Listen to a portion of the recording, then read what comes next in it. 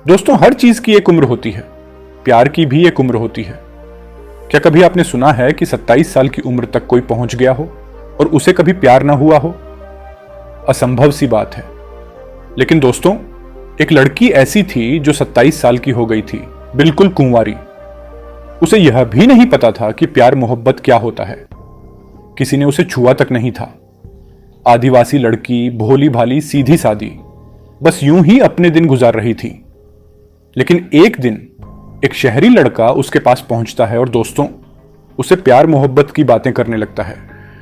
पहले तो लड़की शर्मा जाती है, लेकिन फिर जब लड़का उसे मोबाइल में कुछ दिखाता है तो दोस्तों, जब लड़की को समझ में आता है कि यह सब क्या होता है, तो फिर उसने जो किया वो दुनिया की किसी लड़की ने नहीं किया होगा। दोस्तों, बहुत ही रोचक कहानी है। आइए जानते हैं पूरी कहानी। लेकिन वीडियो में आगे बढ़ने से पहले बस एक रिक्वेस्ट करता हूं कि वीडियो को लाइक कर दीजिए, चैनल को सब्सक्राइब कर लीजिए ताकि मेरा हौसला बढ़ता रहे। साथियों, यह कहानी बिहार की है। रामवीर महतो 30 से 32 साल का एक युवक, जिसे घूमने फिरने का बड़ा शौक था। लेकिन वह शहरों में नहीं घूमता था, बल्कि नदियों, पहाड़ों और जंगलों की तरफ निकल जाता था। साल में 10 महीने मेहनत करता और बाकी के 2 महीने घूमने में अपने सारे पैसे उड़ा देता। उसके पास एक बाइक थी। दोस्तों, साल 2007 की बात है। रामवीर अपना राशन पानी साथ लेता है, मोटरसाइकिल पर बांधता है और बिहार के आदिवासी इलाकों की तरफ निकल पड़ता है। रास्ते में एक जंगल पड़ता है। अब जहां जंगल देखकर लोग डर जाते हैं, वहीं रामवीर महतो खुश हो जाता था, क्योंकि उसे किसी चीज से कोई डर नहीं लगता था। जंगलों में घूमना उसे और भी अच्छा लगता था। अब जंगल में कुछ दूर तक पक्का रास्ता था, कुछ कच्चा था और कुछ पगडंडी थी जो गांव वालों ने बनाई थी। रामवीर उन्हीं रास्तों पर आगे बढ़ता गया। लगातार 5 घंटे बाइक चलाने के बाद वह एक ऐसे इलाके में पहुंचता है जहां दूर दूर तक घर दिखाई देते हैं। न कोई सुविधा, न बिजली, न टावर, कुछ भी नहीं। अब शाम हो चुकी थी। रामवीर प्यासा था। जो पानी वह साथ लाया था, गर्मियों की वजह से गर्म हो चुका था। उसे लगा, चलो कहीं ठंडा पानी मिल जाए। इसलिए वह एक झोपड़ी के सामने अपनी बाइक खड़ी करता है। दोस्तों, रामवीर झोपड़ी के सामने खड़ा होकर चारों तरफ नजर दौड़ाता है, लेकिन वहां कोई नहीं था। बस कुछ बकरियां, मुर्गियां और एक गाय बंधी थी। वह थोड़ा हैरान होता है, लेकिन तभी उसे दूर से एक लड़की आती हुई दिखाई देती है। लड़की जंगल की तरफ से सर पर मटका रखे हुए नदी से पानी लेकर आ रही थी। रामवीर लड़की को देखता ही रह जाता है। सांवली सलोनी मगर बेहद खूबसूरत, कसा हुआ बदन और बहुत ही कम कपड़ों में लिपटी हुई। वह बस उसे ही देखता रह जाता है। लड़की भी हैरानी भरी नजरों से उसे देखती है। वह सोचती है, ये कौन सा शहरी आदमी है? बाहरी आदमी आज यहां कैसे खड़ा है? क्योंकि अक्सर 2-4 महीनों में कोई ना कोई रास्ता भूलकर उधर आ जाता था। उसे लगता है कि यह भी रास्ता भटक कर यहां आ गया होगा और रास्ता पूछने के लिए खड़ा होगा। लेकिन रामवीर महतो के मन में अलग ही ख्याल चल रहे थे। वह सोचता है, लगता है मैं गलत जगह पर आ गया हूं। पता नहीं ये लड़की मेरे बारे में क्या सोचेगी, इसके घर वाले मेरे बारे में क्या सोचेंगे। पर इससे पहले कि लड़की कुछ कहती, रामवीर बोल पड़ता है, थोड़ा पानी मिलेगा क्या पीने के लिए? दोस्तों, लड़की हाँ में इशारा कर देती है और मटके से पानी निकालकर उसे पिलाती है। रामवीर पानी पीने के बाद पूछता है, यहां कोई और नहीं दिख रहा? कौन कौन रहता है इस घर में? लड़की जवाब देती है, मेरा ही घर है। रामवीर पूछता है, और कौन है? वह कहती है, कोई नहीं, अम्मा बाबा शहर गए हुए हैं कमाने के लिए, 15 से 20 दिन बाद लौटेंगे। साथियों, रामवीर मन ही मन सोचता है, यार अकेली लड़की, जवान लड़की इस जंगल में अकेले इस घर में कैसे रहती होगी? फिर वह पूछता है, तुम्हें डर नहीं लगता? लड़की मुस्कुराकर कहती है, किस बात का डर?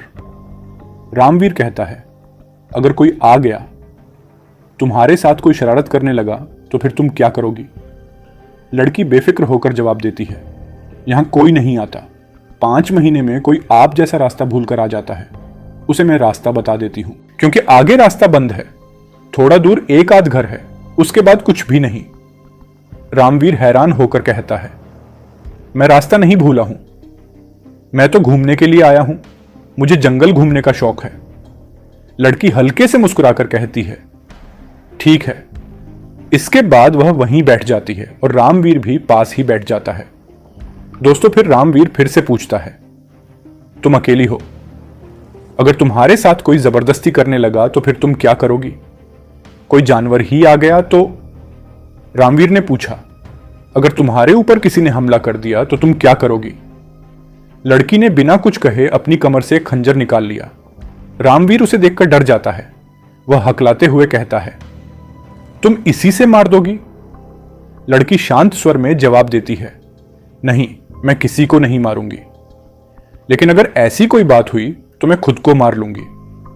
रामवीर मन ही मन सोचता है, चलो कम से कम पुराने जमाने की सोच रखने वाले लोग अभी भी हैं। फिर वह पूछता है, तुमने कभी प्यार मोहब्बत नहीं किया? लड़की सहजता से कहती है, नहीं, ये सब क्या होता है, ये सब बेकार की बातें हैं। अब शाम हो रही थी। लड़की कहती है, तुम भी चले जाओ क्योंकि आगे रास्ता नहीं है। रामवीर कहता है, मुझे जाना नहीं है यार, मैं तो रुकने आया हूं। क्या यहां कहीं रुकने की कोई जगह नहीं है? अगर किसी के घर में जगह मिले तो मैं उसे पैसे भी दे दूंगा। लड़की जवाब देती है, ऐसी कोई जगह नहीं है, यहां सर के लोगों को पसंद नहीं किया जाता। अगर यहां तुम्हें किसी ने देख लिया तो गुस्सा करेगा, मारपीट भी हो सकती है, इसलिए तुम चले जाओ। रामवीर फिर भी जिद करता है, नहीं यार, मुझे बस आज की रात रुकना ही है, क्योंकि अब यहां से जा भी नहीं सकता। सुबह सुबह निकल जाऊंगा, बस अपने ही घर में एक कोना दे दो। दोस्तों लड़की थोड़ा सोचकर कहती है, यहां कैसे रुक सकते हो? रामवीर हंसते हुए कहता है, अरे मैं तुम्हें पैसे दे दूंगा। लड़की गंभीर होकर कहती है, पैसे की बात नहीं है, लेकिन तुम बहुत परेशान कर रहे हो। कोई बात नहीं, अपना जो मोटर गाड़ी है उसे घर के अंदर रख दो और घर में चलकर बैठ जाओ। वैसे तो यहां कोई आता नहीं है, लेकिन अगर कोई आ भी गया तो उसे पता ना चले कि यहां कोई है।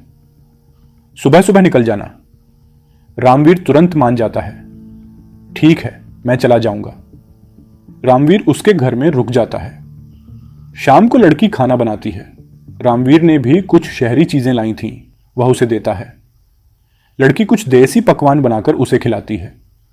खाने के बाद वह रामवीर के लिए तख्त पर बिस्तर लगा देती है, खुद नीचे चटाई बिछाकर सोने के लिए लेट जाती है। दोस्तों अब रामवीर, जो शहर का चालाक लड़का था, मन ही मन एक योजना बनाने लगा। वह सोचता है, इतनी सीधी सादी भोली लड़की और 27 साल की उम्र में अब तक कुंवारी, ऐसी लड़की तो कभी मिली ही नहीं। कैसे इसे हासिल करूं, कैसे इसे अपना बनाऊं? पर फिर उसकी नजर लड़की की कमर में खोसे हुए खंजर पर पड़ती है। वह थोड़ा घबराता है, लेकिन फिर भी उसे बहकाने का रास्ता सोचने लगता है। रामवीर धीरे से कहता है, तुमने कभी सिनेमा देखा है? लड़की सिर हिलाकर जवाब देती है, नहीं, लेकिन सुना है। हमारे लोग यहां नाचते गाते हैं, वैसे ही एक टीवी होता है, उसमें तस्वीरें हिलती हैं, नाचती हैं, गाती हैं। रामवीर हंसने लगता है, अरे बताओ, तुम्हें टीवी के बारे में भी ठीक से नहीं पता। अगर तुमने कभी सिनेमा देखा होता तो? लड़की उत्सुक होकर पूछती है, कैसे देख सकते हैं? रामवीर मुस्कुराते हुए कहता है, मेरे पास है ना एक छोटा सा टीवी। साल 2007 की बात थी। रामवीर के पास एक मोबाइल था, मेमोरी कार्ड वाला। उसमें कई गाने, फिल्में और वीडियो भरे हुए थे। वह बीना से कहता है, अगर तुम देखना चाहो तो मेरे पास बहुत कुछ है। बीना उत्सुक होकर कहती है, हाँ दिखाओ। रामवीर तुरंत उसके पास चटाई पर बैठ जाता है। बीना भी उठकर बैठ जाती है। अब रामवीर मोबाइल में हिंदी गाने दिखाने लगता है। पहले तो बीना शर्माती है, छी छी, ये सब कैसे लोग करते हैं। वह अपनी नाक भौं सिकोड़ती है, लेकिन धीरे धीरे उसे अच्छा लगने लगता है। दोस्तों एक गाना बजता है। बीना पहली बार ये सब देख रही थी। उसे कुछ अजीब सा महसूस होने लगता है। उसके तन बदन में हलचल सी मच जाती है। उसकी धड़कनें तेज हो जाती हैं। दोस्तों वह लड़की रामवीर के और करीब आ जाती है। अब रामवीर यही तो चाहता था। उसे पता चल चुका था कि बीना के मन में क्या चल रहा है। रामवीर कहता है, देखो ना, प्यार मोहब्बत कितनी अच्छी चीज है। तुम भी ऐसा करना चाहोगी, है ना? बीना उसकी आंखों में देखती है, लेकिन कुछ नहीं बोलती। फिर वह उसके बाहों में झूल जाती है। अब मोबाइल एक तरफ रख दिया जाता है। अंधेरा छा जाता है। और जो कुछ भी हुआ बीना के साथ पहली बार हुआ। कुछ देर बाद बीना को एहसास होता है कि यह सब गलत है। वह झटके वाली खुदाई से दूर हटती है और कहती है, नहीं, ऐसा पाप हम नहीं करेंगे। यहां यह सब नहीं होता, हम नहीं कर सकते। दोस्तों, रामवीर उसे मनाने लगता है। मैं तुमसे शादी करूंगा। वह कस्में खाता है। तब बीना उसे गाय की, महादेव की, अपने माता पिता की सौगंध दिलवाती है। रामवीर हर कसम खा लेता है, क्योंकि उसे तो बस अपना मतलब निकालना था। वह कहता है, मैं तुम्हें छोड़कर नहीं जाऊंगा। बीना रोमांचित हो जाती है। अगर तुम सच में मुझसे शादी करोगे तो जब तक अम्मा बाबा नहीं आ जाते तुम्हें यहां रहना पड़ेगा। मैं उनसे कहूंगी और वे बहुत खुश होंगे, क्योंकि यहां किसी का दामाद तुम जैसा सुंदर नहीं है। रामवीर कहता है, ठीक है, जब तक वे नहीं आते मैं यहां रहूंगा। उस रात दोनों सो नहीं पाते। सुबह होती है। बीना बहुत खुश थी, लेकिन उसकी आंखों में आंसू थे। जो कुछ हुआ उसे गलत लग रहा था। रामवीर उसे समझाता है, रो मत, सब कुछ ठीक है। यह हमारी मर्जी नहीं, भगवान की मर्जी थी। बीना मुस्कुराने लगती है। वह रामवीर के लिए अच्छा खाना बनाती है, बार बार उसे गले लगाती है और बार बार यही कहती है कि अगर तुम मुझे छोड़कर चले गए तो मैं सच कह रही हूं, मैं मर जाऊंगी। रामवीर फिर वही वादा दोहराता है, मेरा यकीन करो यार, मैं नहीं जाऊंगा। दोस्तों, 10 दिनों में सब कुछ बदल गया। दिन गुजरते जाते हैं, रातें बीतती जाती हैं। रामवीर वहीं रुकता रहता है। 1 हफ्ता, 10 दिन। बीना बेइंतहा खुश थी। वह रामवीर को बहुत प्यार करने लगी थी।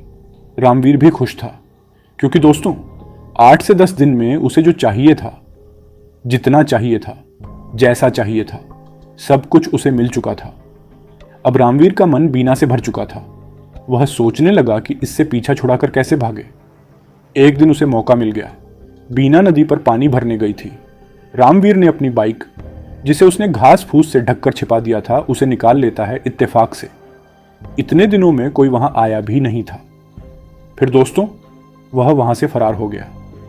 बीना खुशी खुशी नदी से पानी भरकर आई, लेकिन जैसे ही घर पहुंची उसके पैरों तले जमीन खिसक गई। वह धड़ाम से गिर पड़ी, फिर खूब जोर जोर से रोने लगी। पागलों की तरह इधर उधर उसे ढूंढने लगी, कहाँ गए, कहाँ गए। लेकिन दोस्तों रामवीर जा चुका था। वह धोखेबाज उसे धोखा देकर भाग गया था। साथियों, बीना को गहरा सदमा लग गया। वह अपने बिस्तर पर गिर पड़ी। एक बार जो गिरी फिर उठी नहीं। सुबह से शाम, फिर शाम से सुबह हो गई। तीसरे दिन उसके जानवर भूख प्यास से चिल्लाने लगे। दोस्तों, लड़की ने सोचा, पाप तो मैंने किया है, इन्हें क्यों सजा दूं। फिर उन्हें पानी और चारा देने लगी, पर उसका मन अब इस दुनिया से उठ चुका था। जैसे ही अम्मा बाबा आएंगे मैं अपनी जान दे दूंगी। लेकिन रामवीर का चेहरा उसकी आंखों के सामने घूमता रहता। इधर रामवीर अपने घर पहुंच चुका था, पर 3-4 दिन बाद उसका मन बेचैन होने लगा। पता नहीं बीना पर क्या बीत रही होगी। अगर उसने सच में कुछ कर लिया तो भगवान मुझे कभी माफ नहीं करेंगे। अब रामवीर तड़पने लगा। 6 दिन बाद वह अपनी बाइक उठाकर फिर से बीना के घर की ओर चल पड़ा। 6-8 घंटे बाद वह बीना के घर पहुंचा, लेकिन जैसे ही घर के पास पहुंचा अंदर से बदबू आ रही थी। वह डरते डरते अंदर गया और जो देखा उसे देखकर उसकी रूह कांप गई। साथियों, 2 बकरियां रस्सी में बंधे बंधे मर चुकी थीं। बीना चटाई पर अंतिम सांसें ले रही थी। देर से सही, लेकिन आया तो सही। रामवीर भागकर उसके पास गया। आंखों में आंसू लिए बोला, बीना, मैं आ गया हूं। बीना कमजोर पड़ी थी, लेकिन रामवीर की आवाज सुनते ही अपनी बची हुई ताकत लगाकर उसे बाहों में भर लिया। फूट फूट कर रोने लगी। रामवीर भी रोने लगा। मुझे माफ कर दो बीना, तुमने ये क्या हालत बना रखी है। बीना कांपते होठों से बोली, मैं तुमसे कह रही थी अगर तुम मुझे छोड़कर जाओगे तो मैं मर जाऊंगी। तुम क्यों आ गए? मेरे मरने के बाद आते। रामवीर उसे संभालता है, अपने बैग से कुछ खाना निकालकर उसे खिलाता है, मरी हुई बकरियों को दफन करता है और फिर उसे बार बार गले लगाकर रोता है। अगर तुम्हें कुछ हो जाता तो मैं खुद को कभी माफ नहीं कर पाता। 1 हफ्ते बाद बीना के माता पिता शहर से लौटते हैं। वे रामवीर को घर में देखकर हैरान रह जाते हैं। रामवीर उनसे बीना का हाथ मांगता है। अम्मा बाबा बीना से पूछते हैं, क्या तुम इसे अपनाना चाहती हो? बीना मुस्कुराकर कहती है, हाँ बाबा। फिर दोनों की शादी हो जाती है। 2007 से 2025 तक आज 18 साल बीत चुके हैं। बीना और रामवीर आज भी उतने ही खुश हैं। 3 प्यारे बच्चों के माता पिता हैं। दोस्तों, दुनिया बदल गई, लेकिन बीना का प्यार नहीं बदला। रामवीर भी अब सच्चा जीवन साथी बन चुका है। लेकिन दोस्तों, आज के समय में बीना जैसी लड़कियां मिलना नामुमकिन है, और जिसे भी ऐसी लड़की मिल जाती है उसके जीवन की सारी खुशियां मिल जाती हैं। दोस्तों, इस कहानी को सुनाने का उद्देश्य किसी को परेशान करना या किसी के दिल को चोट पहुंचाना नहीं है। दोस्तों, कहानी पसंद आई हो तो कमेंट में जरूर बताइए। दोस्तों, वीडियो को लाइक करें और हमारे चैनल को सब्सक्राइब करें। दोस्तों, मैं यह समझता हूं कि जो लोग अपने माता पिता को बहुत प्यार करते हैं वो इस चैनल को सब्सक्राइब जरूर करेंगे। जय हिंद, जय भारत। फिर मिलते हैं अगली कहानी में।